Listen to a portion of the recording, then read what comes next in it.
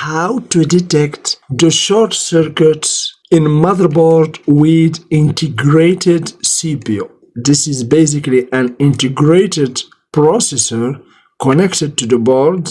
It's not like the old processors that we can remove. So this one is integrated, and I will show you how to detect shorted CPU circuit even if the processor is not removable. So let's get started. Please, if you are serious about improving your repair skills, subscribe and hit the bell icon to be notified for future videos like this one. And to be part of our family, you are very welcome. All links in the description. Also, you're gonna find in the description the link for a full article in my website about all what we have discussing in this video. So please make sure you stay tuned and do not miss any moment if you want to maximize your chance of understanding this course. So let's check the coils near the processor and of course the PCH. So if I put the black probe in the ground and for example check this coil here, do you see guys low reading about 11? Okay, so let's check this inductor also, 7, very low. Okay guys, so all inductor around the CPU and the PCH have a low reading. Normally we have to remove the CPU and check again. Exactly like the old motherboards, for example. When we check, for example, this inductor, we have a very low reading, you see? But if we remove the CPU or just open it like this, if we check again, we're gonna find a high reading. Do you see? A high reading in the multimeter. So once we reconnect the processor again, as you can see, low reading again. Do you see? If I open the processor like this, you see? Gone. If I close it, as you can see, open, close, open. Okay, so basically the low reading is not a short circuit, but it's just the processor reading. The same for all other chipsets. But for this kind of motherboard with integrated CPU, I cannot remove the CPU because it is integrated. And of course, I get a low reading here in the coils nearby the CPU, as you can see. So how can I know if this is a short or not without removing the CPU? So in this case, guys, I have to connect the adapter and check the voltage in these coils. Remember, in this coil, we get 11, this one we get about 6, okay, very low reading. But if I connect the adapter to the board, let's check these two coils, this one and this one, for example, that belong to CPU circuit. Let's choose 20 volts, okay, in the multimeter, the black probe in the ground, everywhere. And let's check the voltage here. So if we have a real short in the CPU or in the PCH, we should get 0. Let's check.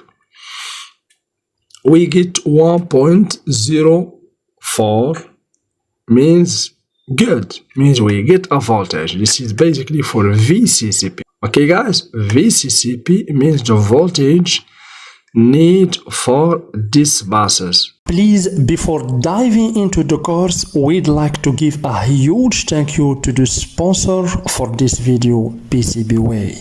PCBWay offers many services ranging from PCB production and assembly to 3D printing and a variety of materials. CNC machining, sheet metals fabrication, injection molding, and more. PCBWay makes it easy to get custom parts for your project. And if you don't like to work a lot with a soldering iron, they can even assemble your PCBs for you. That's the PCBWay. Now back to the video. For this chipsets to be communicated, to send data and receive data. We need this voltage about 1.04. So it's not a short because we get the right voltage. In this inductor, basically this is for the CPU. We have to get a voltage about 0.7 to 1.2. It could be 0.9 like this. Let's check. We get 0.84. So this is good. This is the VCC core. So the voltage for the CPU. This is it. We get it. 0.84. This is good. So it's not a short circuit. So without removing the CPU, this is the method we use, is to check the voltage in the inductor with low reading. Okay? In the inductor with low reading. And as I told you before, guys, sorry for my voice. So don't forget to like the video if you enjoyed this video.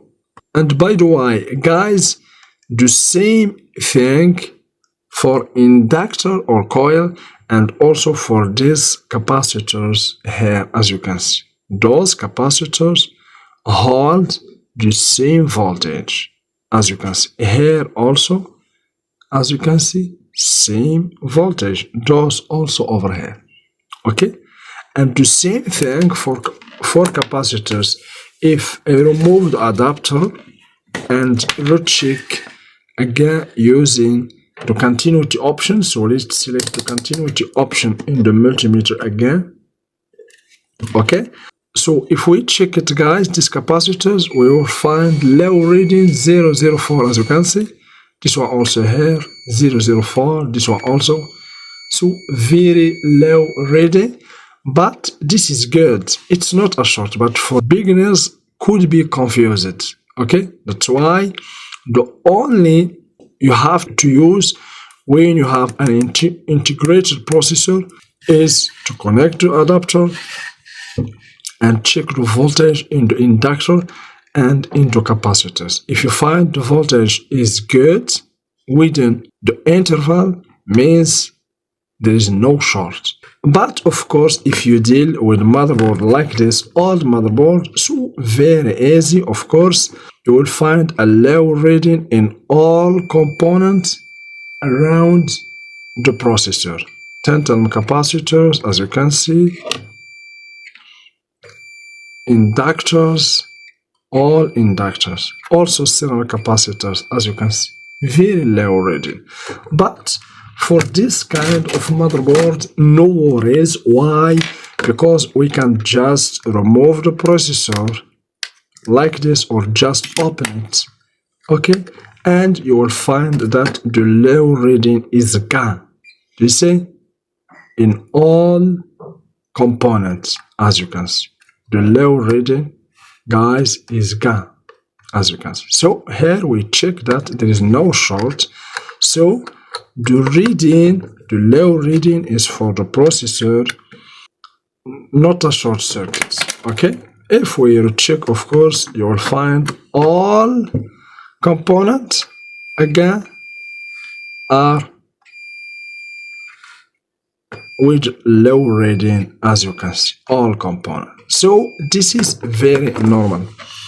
So guys, I hope that you understand this course about how to check if there is a short circuit in motherboards with integrated CPU or not, because I got a lot of comments from a lot of friends about what about the motherboards, the newest motherboard with an integrated CPU. How can we detect, or how can we know if the short circuit is real or just a fake? So this is the method, guys, by checking the voltage in the coils. I hope that you understand. Please don't forget to like, share and subscribe, and in the comment below if you have any question, you are very welcome.